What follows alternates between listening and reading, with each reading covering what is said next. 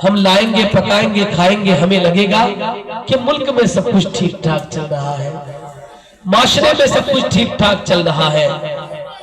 सच बताऊं तो ना हमारे माशरे में सब कुछ ठीक ठाक चल रहा है, ना इस मुल्क में हमारे लिए सब कुछ ठीक ठाक चल रहा है। सब कुछ खराब है। हमारे माशरे के हालात शायद कि आपको पता नहीं है, शायद आप नहीं जानते हैं मुल्क के हालात कैसे हैं। शायद आप लोगों ने अखबार नहीं पढ़ा है, पढ़िए अखबार। आपको लगता है कि हमने एक जलसा कर लिया, आसानी के साथ मुल्क में सब कुछ ठीक ठाक चल रहा है, माशरे में सब कुछ ठीक ठाक चल रहा है। आप अखबार पढ़िए, अखबार। सिर्फ 5 सालों के अंदर हमारी 35,000 से ज्यादा बच्चियां मुर्तद हो चुकी है। 35,000 से ज्यादा बच्चियां गैरों के बाहों में चली गई है, गैरों की गोद में जाके बैठ गई है। 35,000 से ज्यादा बच्चियां। और हमें लगता है मुल्क में सब कुछ ठीक ठाक चल रहा है।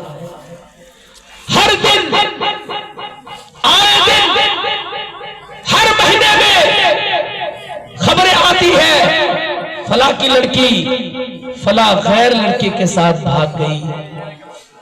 ये आपने नहीं सुना? आप नहीं सुनते? ये चीजें आप नहीं जानते? जानते होंगे आप हमारे माशरे की कितनी लड़कियां गैरों के साथ भाग रही है। और हमें लगता है कि हमारे माशरे में सब कुछ ठीक ठाक चल रहा है। ये किसकी जिम्मेदारी है? आपकी जिम्मेदारी है, हमारी जिम्मेदारी है, सबकी जिम्मेदारी है कि हम अपनी बेटियों की इज्जत की हिफाजत के लिए आगे आए।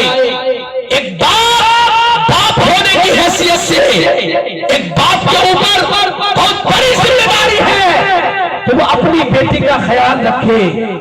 बाप के ऊपर लाजिम है कि वो अपनी बेटी की इज्जत की हिफाजत करे। वो देखे मेरी बेटी क्या कर रही है, मेरी बेटी किस तरह चल रही है, मेरी बेटी किस तरह बातें कर रही है, मेरी बेटी कहां कहां जा रही है, मेरी बेटी कौन सा काम कर रही है। आज जरूरत के बगैर हमने अपनी बेटियों के हाथ में मोबाइल दे दिया है। उनसे उनकी कोई जरूरत नहीं है, ना वो ऑफिस में काम करती है, ना कोई तिजारत करती है, ना कोई बड़ा बिजनेस है उनका, फिर उनके हाथ में मोबाइल देने का क्या मतलब है? हमने उनके हाथ में मोबाइल दे दिया है। तुम रात में सो जाते हो, रात की तन्हाई में, रात के सन्नाटे में तुम्हारी बेटी किसी गैर लड़के के साथ बात करती है, कभी व्हाट्सएप में चैटिंग करती है, कभी मैसेंजर में बातें करती है, कभी ट्विटर के जरिए से बातें करती है, न जाने कभी कहां कहां बातें करती है, किस किस से बातें करती है। और हमें लगता है हमने अपनी बेटियों को सेव कर लिया है। हमने उसे शब बारात के मौके पे गोश्त ला के दे दिया, हमने बहुत बड़ा पहाड़ तोड़ दिया है। हमने उसे शब बारात के मौके पे कपड़ा ला के दे दिया, हमने सब कुछ कर लिया है। नहीं नहीं नहीं नहीं, तुम जैसा करो ना करो, तुम्हारे ऊपर लाजिम है कि बेटियों की इज्जत की हिफाजत करो। अगर तुम्हारी बेटियां सही नहीं रहेगी तो तुम्हारी नस्लें आबाद नहीं हो रही है। इसलिए जरूरी है बेटियां ठीक होगी तो तुम्हारी नस्लें आबाद हो जाएगी, तुम्हारा माशरा तरक्की होगा। नारे तकबीर, नारे रिसालत, मसलके आला हज़रत, तालीमाते आला हज़रत हज़रत अल्लामा अमीरुद्दीन साहब क़िबला। नारे तकबीर, नारे रिसालत, मसलके आला हज़रत, तालीमाते आला हज़रत हज़रत अल्लामा अमीरुद्दीन साहब क़िबला। नारे बताओ तो सही, एक मोबाइल की क्या जरूरत है?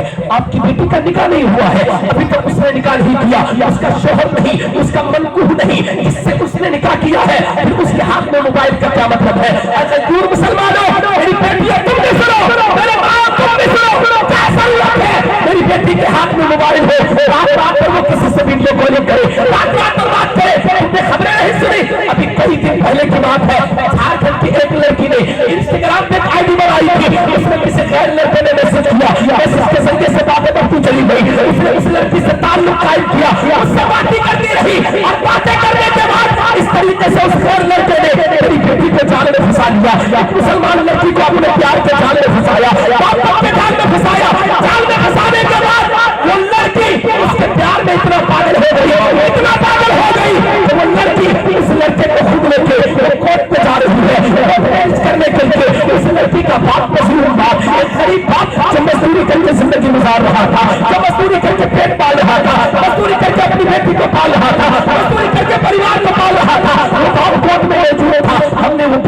नजारा भी किया है। हमने देखा है एक मजलूम बाप अपने हाथों को जोड़े हुए बैठा हुआ है, उसके चेहरे पे सफेद सफेद दाढ़ियां है, मुस्तफा की सुन्नत है, माथे पे टोपी है, दूर से बचाना जा रहा है। ये कोई आम आदमी नहीं है, बल्कि कोई नवाजी लगता है, कोई मुत्तकी लगता है, कोई परहेजगार लगता है। बार बार इंटरव्यू लेने वाले उससे आके पूछते हैं कौन है तेरी बेटी है, वो आदमी शर्म के मारे सर को झुका रहा है और कहता है हाँ मेरी बेटी है। तुमने देखा नहीं मेरी बेटियों को खैर में इस तरीके से जाल में फंसा रही है, आप बड़े जंगल में फंसा रहे हैं और तुम बेखबर सो रहे हो। तुम्हें लगता है कि तुमने अपनी बेटी को मोबाइल लेकर दे दिया, बहुत बड़ा काम कर दिया तुमने, बहुत बड़ा पहाड़ तोड़ दिया तुमने, बहुत बड़ा तीर मार दिया तुमने। नहीं, अगर बेटी को ले रही है तो मोबाइल नहीं बल्कि पुराने बात दे दो, तेरी बेटी कुरान पढ़ेगी, तेरी नस्लें संवरती हुई नजर आएगी, तेरा माशरा तब्दील। वाह जिंदाबाद जिंदाबाद, बहुत अच्छा, वाह वाह वाह। बेटी को देना ही है तो मोबाइल क्यों दे रही हो, बेटी के हाथ में कुरान तो दे दो। ये हमारे किबला सब बड़ी मोहब्बत, माशाअल्लाह, जब भी मदीना मस्जिद जाते हैं बड़ी मोहब्बतों से नवाजते हैं। जब मैं आया यहाँ आने के बाद नाम भूल रहा हूँ इसलिए मैं नाम नहीं लिया था, हालांकि मेरे जहन में इनका चेहरा था। ये जब हम आए तो इन्होंने हमारे लिए पान का इंतजाम किया, 2 गाँव का चक्कर लगा के किसी के घर से पान लेके आए। हमने कहा आवाज थोड़ी सी लग रही है, मुसलसल बोलने की वजह से पान मिल जाए तो आवाज को मदद मिल जाए, तो पान खिलाया। इनकी मोहब्बतों का शुक्रिया, हमेशा मोहब्बतों का इजहार करते हैं। मैं चंद बातें आप तक पहुंचाना चाहता हूँ। मैं अब जिक्र कर रहा था हमारी बेटियां कर क्या रही है, हमने अपनी बेटियों के हाथ में कुरान देने के बजाय मोबाइल दे दिया। आज होता क्या है, मेरा बच्चा रोता है और सबसे पहले हम उसके हाथ में मोबाइल देते हैं। मेरा बेटा कार्टून देखता है और देखते देखते चुप हो जाता है। मेरा बेटा खाना नहीं खाता तो उसके हाथ में कार्टून लगा के देते हैं, वो मोबाइल चलाता है, मोबाइल देखता है और देखते देखते खाता है। मैंने बचपन से हमने लत लगा दी है, बेटी को मोबाइल चाहिए, बेटी को मोबाइल चाहिए, बेटी रोए तो उसके हाथ में मोबाइल दे दो, बेटी रोए तो हाथ में मोबाइल दे दो, हाथ में मोबाइल देते उसे चुप कराना चाहते हैं। हमने कभी उसे डर नहीं दिया, उसे उसके दिल में उल्टा कदम पैदा नहीं किया। हमने कभी मुस्तफा के बारे में बताया नहीं, हमने मोबाइल के बारे में बताया, हमने किसी पगला के बारे में बताया। अगर तुम रोए तो कोई पगला आके तुम्हें पकड़ के लेके चला जाएगा, कोई आदमी पकड़ के लेके चला जाएगा, कोई सांप तुम्हें काट लेगा, कोई जानवर तुम्हें खा जाएगा। हम इस तरीके से उसे डर देते हैं, डर हमें मुस्तफा जाने हमको देना चाहिए था, खुदा की डर पैदा करना चाहिए था, उसे बताना चाहिए था कि अल्लाह भी कोई चीज है और अल्लाह से डरना चाहिए। हम इस तरीके से नहीं कर सकते हैं। हमने अपने बच्चों को शुरू से मोबाइल का आदि बना दिया है, हाथ में मोबाइल दे दिया है, कुरान देना चाहते था। इसीलिए आज हमारे बच्चे ज्यादातर मोबाइल के मोबाइल जैसी बीमारी में मुब्तला है, मोबाइल चलाने में मुब्तला है।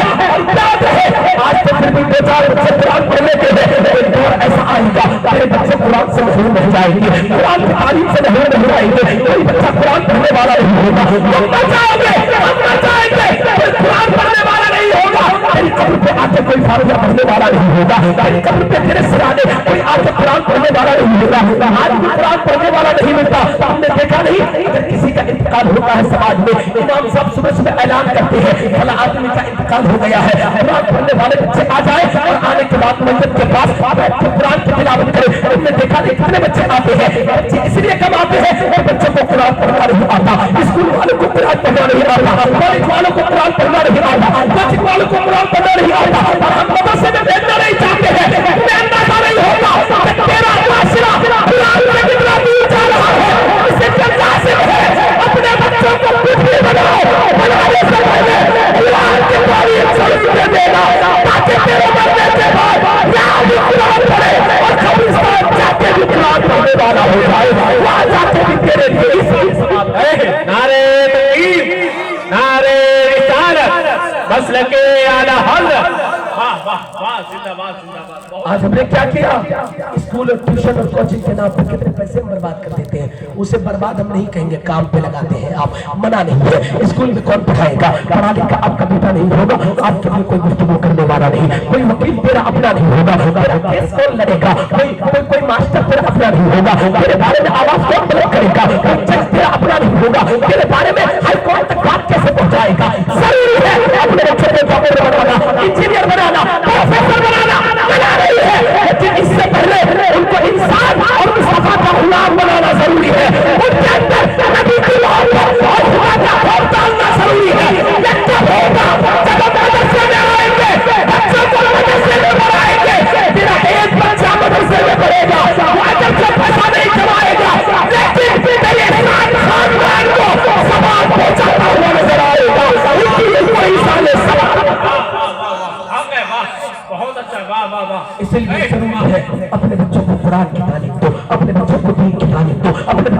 सलाम की तालीम दो। मैं अर्ज ये कर रहा था मेरी बेटियों, मेरी बहनों, मेरी माओ, मैं अर्ज ये कर रहा था कि तुमने अपनी बेटियों के हाथ में मोबाइल दे दिया, तुम ध्यान तक नहीं रखती मेरी बेटी करती क्या है, मेरी बेटी कौन सा काम कर रही है, मेरी बेटी किससे बातें कर रही है, मेरी बेटी किससे गुफ्तगू कर रही है, तुम ध्यान तक नहीं देते हो। ये तुम्हारी जिम्मेदारी है। तुमने देखा नहीं कितने की नाक कर गई, कितने बाप के सर झुक गए, उनके पास पैसे की कमी नहीं है, लेकिन वो नाक उठा के गाँव में नहीं चल सकता है, सर उठा के समाज में नहीं चल सकता। उसकी बेटी की वजह से उसकी नाक कर गई, उसकी बेटी की वजह से उसका सर झुक गया। तुमने देखा नहीं एक माँ की लापरवाही का नतीजा होता है, बाप की लापरवाही का नतीजा होता है।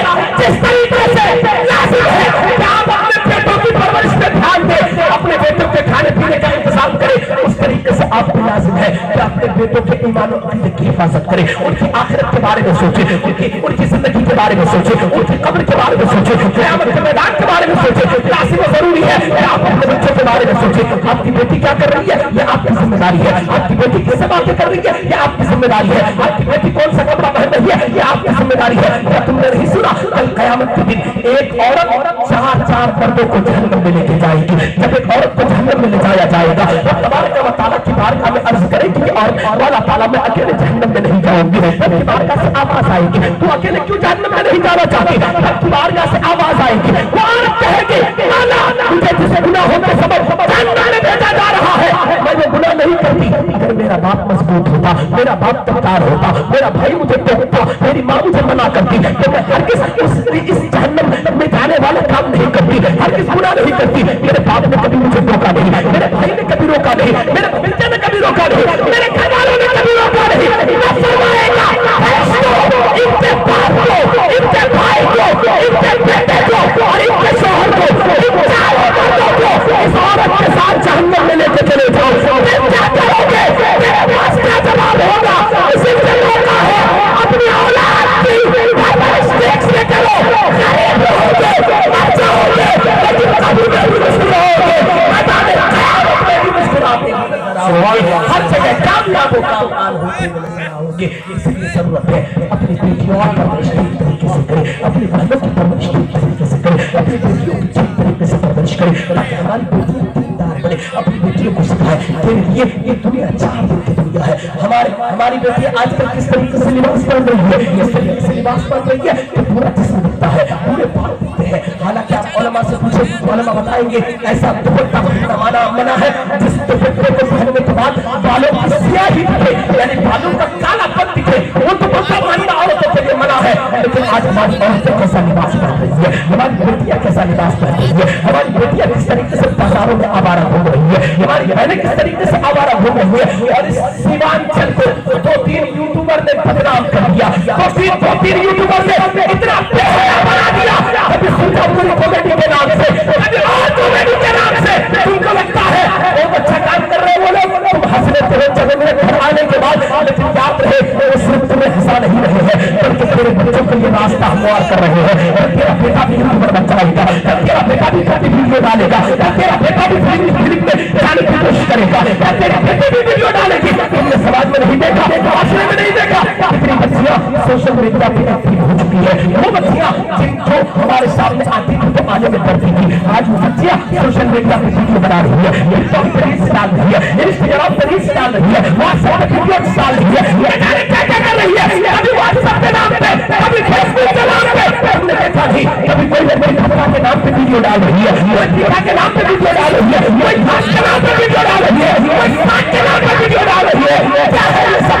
ये सब हमारी बहन बेटियों को फायदे में जाने का प्लान है। कल हमारी बेटी भी करेगी, कल हमारी बेटी हमारे सामने खड़ी हो जाएगी। अब पता इसमें क्या कमाल है? फला की लड़की तो वीडियो बना रही है, फला की लड़की को कितने लाइक्स मिलते हैं, कितने कमेंट्स आते हैं, फला की लड़की ने कितना पैसा कमा लिया। हमारे सब पे भूत सवार है, यूट्यूबर बन जाएंगे तो पैसा कमा लेंगे। इतनी आसानी से कोई पैसा नहीं कमाता, यूट्यूबर बन जाएंगे तो पैसा कमा लेंगे। हमारी बेटियों के सरों के ऊपर भी भूत सवार है और हमने लफन में नीचे लड़के और कैसे लड़के उसमें कमेंट पे कमेंट करते हैं।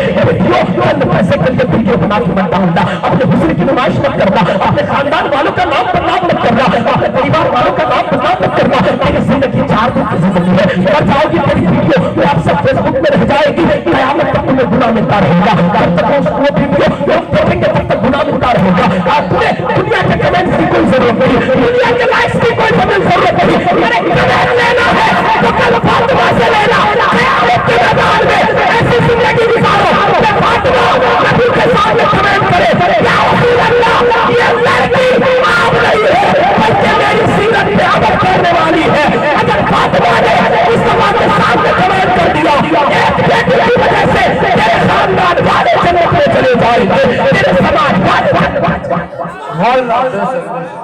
कमेंट लेना है तो कल क़यामत के दिन फातिमा से लेना, कल क़यामत के दिन मुस्तफ़ा जानी रहमत से लेना। लाइक्स, ये 4 लाइक्स के चक्कर में तुमने वीडियो बना के व्हाट्सएप पे डाल दिया, सोशल मीडिया पे वीडियो बना के डाल दिया, तुमने इंस्टाग्राम पे वीडियो बना के डाल दिया। ये 4 दिन की जिंदगी है, तेरी वीडियो भी खत्म हो जाएगी, तेरे लाइक्स भी खत्म हो जाएंगे, तेरे कमेंट्स भी खत्म हो जाएंगे। लेकिन लाइक्स लेना है तो फातिमा से लाइक्स लो, हज़रत प्यारे आका से लाइक्स लो, उनसे कमेंट्स लो। कल क़यामत के दिन वो कमेंट अगर करे ये लड़की अच्छी है, ये लड़का अच्छा है, ये आदमी अच्छा है, ये औरत अच्छी है, ये सीरत अच्छी है, ये अखलाक अच्छा है, ये किरदार अच्छा है, ये ईमान मजबूत है, नमाज पढ़ती थी, रोज़ा रखती थी, हज को ज़कात करती थी, उनके बारे में अगर कमेंट कर क़यामत के दिन मिला फिर वही कामयाब है। इसलिए साहिबों, आपकी जिम्मेदारी है, आप किसी के भाई हैं, आपकी जिम्मेदारी है कि आप अपने भाई को उन चीजों से रोकें। आप किसी के बेटे हैं, आपकी जिम्मेदारी है कि आप उससे ना को इन चीजों से रोकें। आप किसी के शोहर है, आपकी जिम्मेदारी है आप अपनी बीवी को इन चीजों से रोकें। ये आपकी जिम्मेदारी है। इसे आज की तकरीर से ये पैगाम लेके जाओ, हम आए जरूर रहेंगे लेकिन बेटियों की इज्जत की हिफाजत करते रहेंगे, बेटियों को बचाते रहेंगे, उन्हें ईमान के बारे में बताते रहेंगे। अगर तेरी बेटियां ईमान के एतबार से मजबूत हो गई तो इनकी कोख से पैदा होने वाला बच्चा कोई और नहीं होगा, वैसे आसम का दीवाना पैदा होगा, सही प्रयास का दीवाना। इसलिए और सुनो मेरी बेटियों, टाइम निकालो, आप भी टाइम निकालो। ये शब बरात के मौके पर जलसा किया गया है मदरसा नूरुल इस्लाम लेमुगुड़ी में। सुनो, टाइम निकालो, कुरान पढ़ने का टाइम निकालो, तिलावत करने का टाइम निकालो, वरना तरस जाओगे, कल कुरान नहीं पढ़ पाओगे। कल जब तेरी सेहत खराब हो जाएगी, जब तू मजबूर हो जाएगा, जब तू लाचार हो जाएगा। तुमने ऐसे ऐसे लोगों को समाज में नहीं देखा जिनकी दूधी बोलती थी, जिनके बदन की ताकत का लोहा पूरे समाज में था, जिन्हें लोग ताकतवर कहते थे, उनको हमने देखा है अपने अपने घरों में बिस्तर में पड़े हुए हैं। उठने की ताकत नहीं है, बैठने की ताकत नहीं है, चलने की ताकत नहीं है, फिरने की ताकत नहीं है, खाना पीना तो दूर की बात है, पेशाब पाखाना करने की ताकत नहीं है। उनके बच्चे उन्हें पेशाब करके बाथरूम में लेके जाते हैं, टॉयलेट में लेके जाते हैं, पेशाब करके आते हैं। तुमने देखा नहीं, उन्हें खाने की ताकत नहीं, चिढ़ाने की ताकत नहीं है।